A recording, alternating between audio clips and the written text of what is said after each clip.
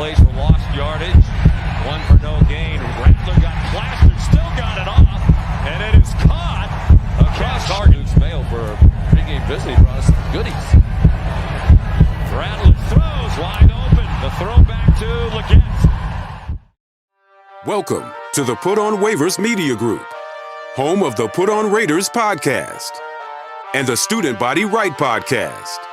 This is your place for the best breakdowns and the best insight for those who fight on and bleed silver and black. Now, here are your hosts, Dwayne Douglas and Ryan Holmes. Welcome everybody to the glorious episode of the Put on Raiders podcast. I'm your host, Dwayne Douglas, and as always, I am podcasting off the beautiful shores of the Pacific Ocean. Beautiful day out here in Southern California. PORSBR is my Twitter handle. We have a special guest on the show today, but before we start, we have to, like, subscribe, comment, leave a comment, and also in those comments you can leave questions as well. We do have 3 shows on this channel. One is USC football, one is Raiders, and also we have a new show called the Signal Caller, where we're just going over the quarterbacks, right? Last week we did a show on Spencer Rattler, so I said, you know what, let me bring somebody in who's watched every single step of Spencer Rattler's career at South Carolina. Andrew Liam. I'm sorry, Lyon. Is it Lion or Lion? Like the animal. It's just Lyon. Lion. Okay, good. I've seen it called Leon before. So Andrew Lyon of the Locked On Gamecocks podcast, so part of that Locked On podcast network. Your team every day. Is that how they do it? Your team every day? For sure. Your team every day, man. Every day. So, all right. So I think the first question is, when we dive into Spencer Rattler, is this. So usually when Lincoln Riley gets a quarterback, that quarterback takes off, has a good career with him. We've seen the track record. So when one doesn't and then gets replaced by a Heisman Trophy winner, like, that's the question, like, what happened at Oklahoma and how did that whole thing go bad there, and then how did he do, year one in South Carolina, and now we'll talk about year 2. Yeah, well, first of all, Dwayne, thank you for having me on the show. I really appreciate it. So getting into what all happened at Oklahoma, from the way I understood it when I did my research back when Rattler committed to South Carolina, it was a big deal down here when the news broke because South Carolina's not used to getting this kind of quarterback. Yeah. From what I saw at Oklahoma, Spencer Rattler, I think it was a combination of factors. One, I do think that even though he probably would never publicly admit it at the time, he had some pressure on him because the fact Caleb Williams was sitting behind him. And it's funny, Dwayne, how people gave him so much crap for losing that job to Caleb Williams. And it's like, your starting quarterback for your college team probably would have lost the starting quarterback job too if Caleb Williams was So that's true. Yeah, that's the first thing I wanted to get out of the way. But in terms of the system and everything, I think that he had so much belief in his own ability to make something happen. I think that he wasn't used to operating within structure, and we'll get into that, I'm sure, as this episode goes along. But I think that because of that, there were certain throws that he thought he could get away with that he necessarily couldn't. Yeah. I think that his mechanics definitely did take a little bit of a dip that sophomore season if you compare that to what he did his freshman year. And obviously with Lincoln Riley, he left for Southern Cal after Rattler's sophomore season concluded at Oklahoma. You can make it that what you will, whether or not maybe he had a foot out the door or not. I'm not going to speculate on that, but if he did, you could certainly see how that could have maybe played a role in Rattler's sort of downfall at Oklahoma. So obviously everybody's going to nitpick what he did that year in 2021. Then 2022 comes around, He comes to South Carolina. He works under offensive coordinator Marcus Satterfield, who is now the OC of Nebraska under Matt Rule, who actually just coached in the NFL a couple years ago. Marcus Satterfield, I'm going to try to put this nicely. He did not utilize Spencer Rattler the best way he could have. Yeah. He did not utilize the weapons around him the best way that he could have. He was a very repetitive play caller. He would use the same concepts within the same drive or the very next drive. And that made things a bit more difficult for Spencer at times. but also there were some positives to give Satterfield some credit. He forced Rattler to have to learn how to navigate in the pocket, learn how to step up in the pocket specifically and not roll out laterally. Rattler, obviously, compared to Caleb Williams, he is not the same athlete. He's not going to scramble for like 50 yards on a given play if he's got the space. Yeah. But Rattler's a good enough athlete to where he learned how to trust his feet. He learned how to trust everyone around him. And that's what going to South Carolina really forced him to do. So he made some strides in that aspect. And obviously, you go back and watch those Tennessee and Clemson games from 2022, you'll definitely see that from Spencer. And then going into 2023, if you want me to go ahead and get into that a little bit, I think that honestly, that was Spencer Rattler's best year. And if you're a Raiders fan, I'm going to tell you right now, you're going to watch some of this game footage and you will see immediately this offensive line for South Carolina probably couldn't cut it in a bunch of other Power 5 conferences. Probably honestly had a bunch of Group of 5 linemen. It was not a good O-line. It was hit with a bunch of injuries. And outside of Xavier Legette, another big-time NFL prospect coming out from South Carolina's football program, Rattler did not have a whole lot of help out wide. So Rattler had to really learn how to sort of manage what was a tough situation on his own. And he was the consummate teammate. He did not throw his guys under the bus at press conferences. He took responsibility for some of the sacks that he took. I believe he was sacked at least 40 plus times in 2023. Yeah, he got beat up a good amount. But Dwayne, as I'm sure we'll get into, I think that the experiences that Rattler has had in his college career are going to benefit him greatly when he goes on to the NFL. And quite frankly, I think he's a lot more ready for the next level than people are giving him credit for. So it's funny because you said all those things about like the offensive line and everything that went through. So fast forward to the Senior Bowl, he probably was like a kid at a candy store. We're like, oh my God, I'm gonna get protected. I'm gonna throw the ball to all these people. So let's talk a little bit about the Senior Bowl because like I'm more of game film stuff like that. But I do understand his situation it was a unique situation. It wasn't like he had, a bunch of NFL draft picks up front. The play caller is a big, when you don't have those kind of tools, the play caller is huge. You have to do everything. You kind of have to be perfect, no holdings, no penalties, things like that. So I understand that part of it. But the Senior Bowl, Buzz, how do you feel about that part? Because I know a lot of people, Raider fans and a lot of people around the NFL are talking about how he handled the Senior Bowl situation. Yeah, no, I think that Spencer Rattler, his draft stock absolutely is on the rise after what he did down in Mobile at the Reese's Senior Bowl. During practice time, when he is working against air, Spencer Rattler is going to look like an all-pro quarterback because he's got just about anything that you want outside the fact that he's, I believe, a little over 6 foot. He's not the 6'2", 6'3" guy with an absolute cannon of an arm, but he can make a bunch of throws from all these different arm angles. He knows how to spot his passes, put it in an area where only his guy can go make a grab. And from what I was hearing, Spencer was one of those guys down there that wide receivers were wanting to get involved in drills with. Like they were trying to line up when Spencer Rattler was about to go make passes. And I think that that is something that, you can't understate. When you've got those kind of guys that don't know him at all, by the way, for the most part, and they are immediately drawn to him in that regard, and maybe partly because of his leadership that he has showcased over the past couple of years, I think that says a lot. He was voted the MVP by the opposing defensive players down at the practices down in Mobile. And then obviously in the Senior Bowl game itself, he didn't get to make a whole lot of throws downfield, but I would say he had the best throw of the day with Marcus Rosemy-Jack Saint on that one touchdown pass. Then after that, there really wasn't a whole lot of anything to like about the offenses in that game. It was bad. It was bad.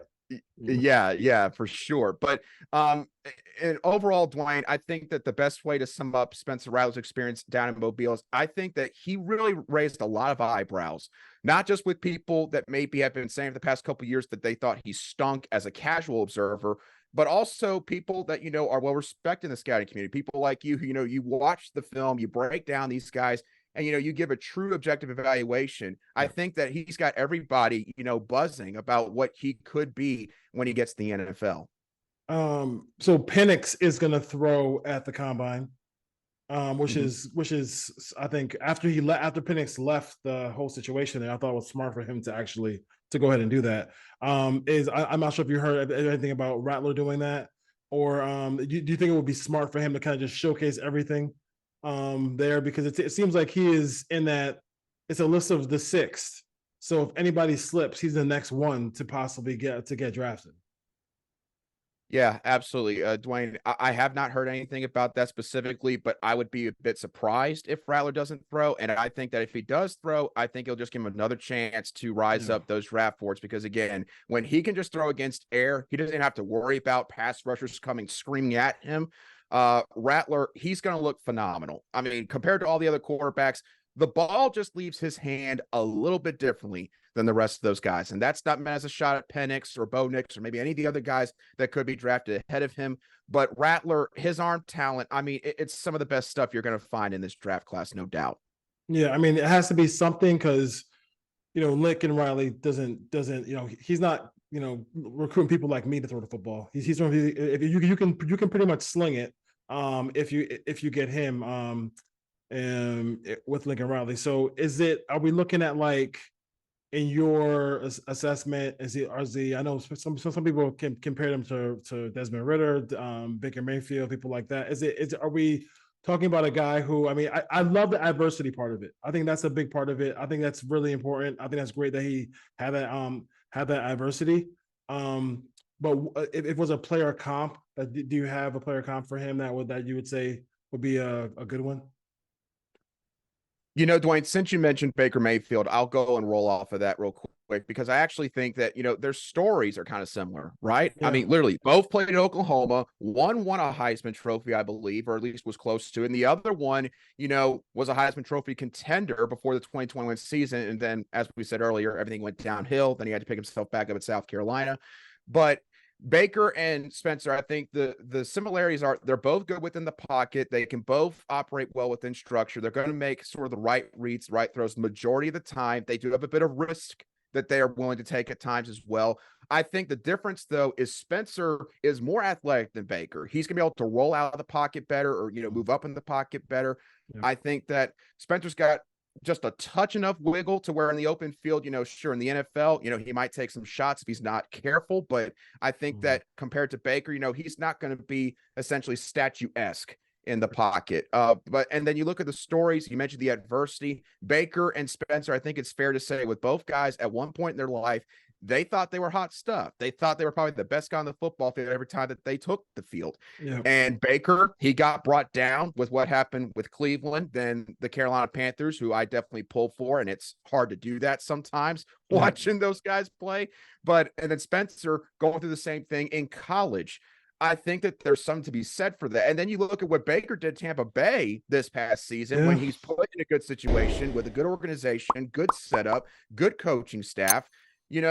I feel like people honestly should look at what Baker's done and then imagine that you now have a more talented version of a similar mold of a quarterback in Spencer Rattler, and he's a few years younger than Baker Mayfield. I think that is probably the best comp that you can make holistically for Rattler heading into this draft. Yeah, I don't, as much as I look at him, I don't see him as a first round pick, but I think when you get to like the second, third round, fourth round, like it just seems like it would be a natural thing because he's a natural pick for somebody because he has a good ability. He really does have good ability. And I think, I'm not sure he's obviously willing to put in the work. Adversity last year, Baker Mayfield, they were 4-7 and looked to be dead and they came back. And I think if you can get them into a situation, maybe it's a lot easier to find to kind of prognosticate a defensive tackle or a running back. I mean, the quarterback is so difficult, but we'll see what happens as far as that goes with Spencer Rattler here coming forward to the NFL draft and the combine. Any buzz around the program right now? South Carolina, SEC. It's a lot of it's tough. I mean, because it's hard to break into that top three because you got Georgia, got Alabama, got LSU.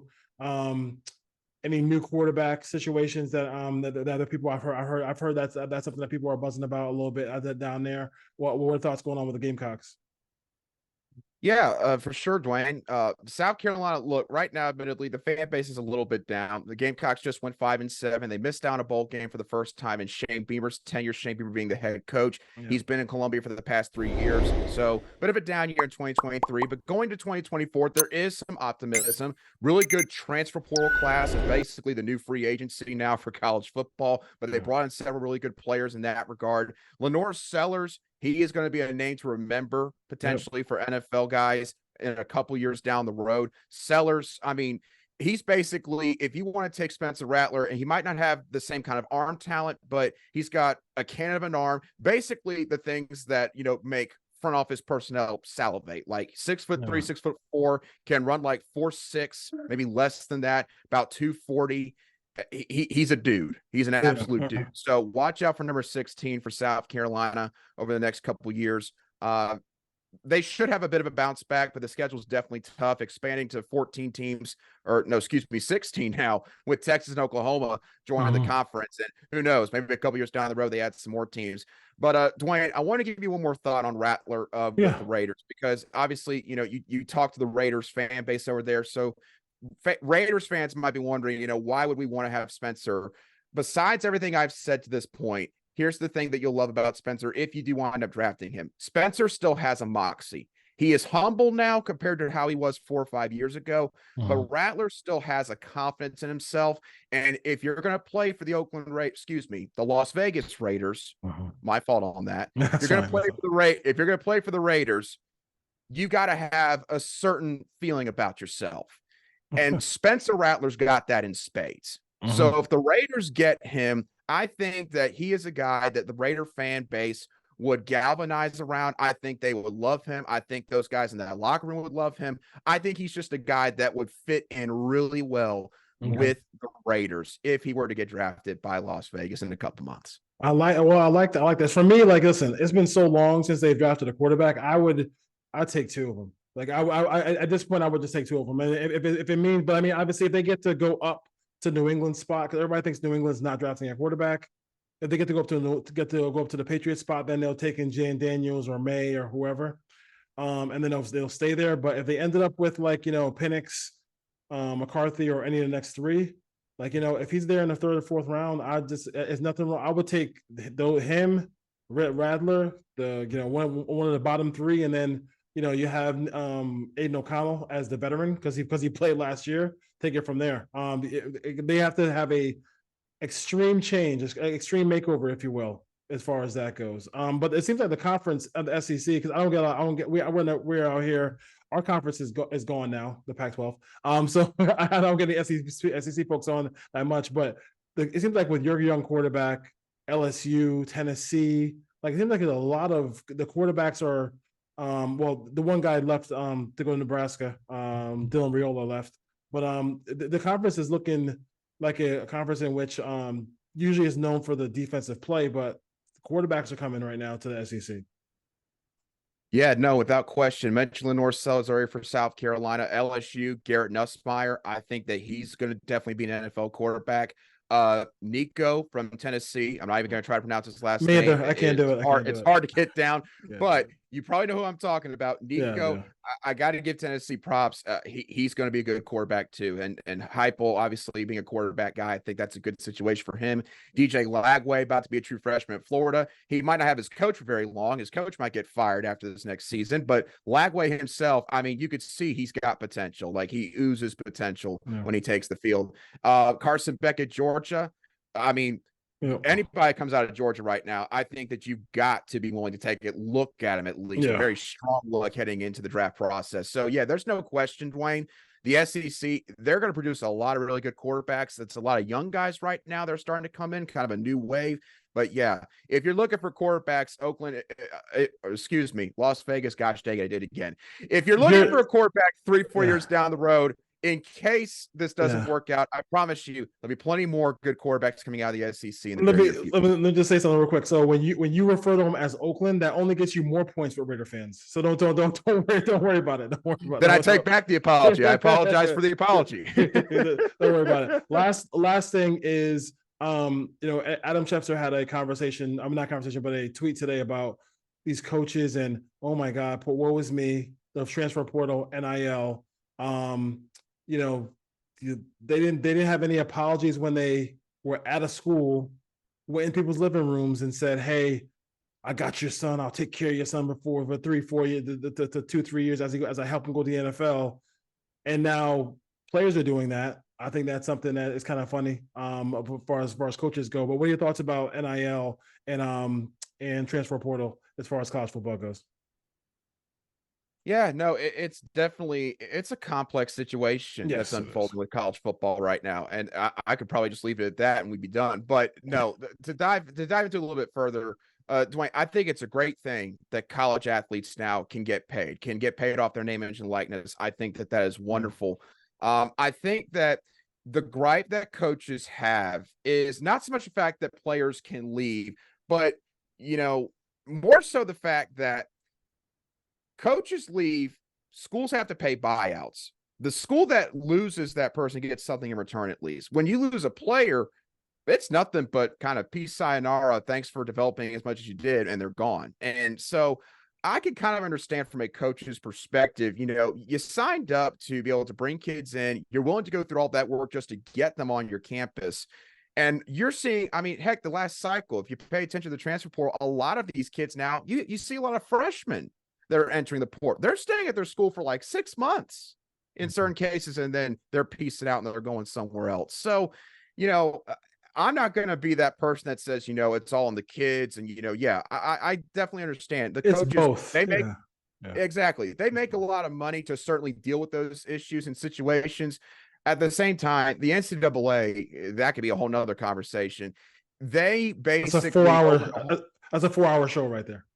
Yeah, exactly. They opened a whole can of worms with how they basically told these kids you can go wherever you want and you now can make money.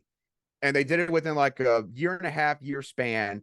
And now we see, the consequences of not having any regulations or guardrails. So college football is definitely evolving at a very rapid pace. I definitely would not say it's all bad, but I would say that somebody has got to take charge and say, we need to have some kind of rules. So it's not just the Wild West, and teams like South Carolina don't get their best players picked off every off season.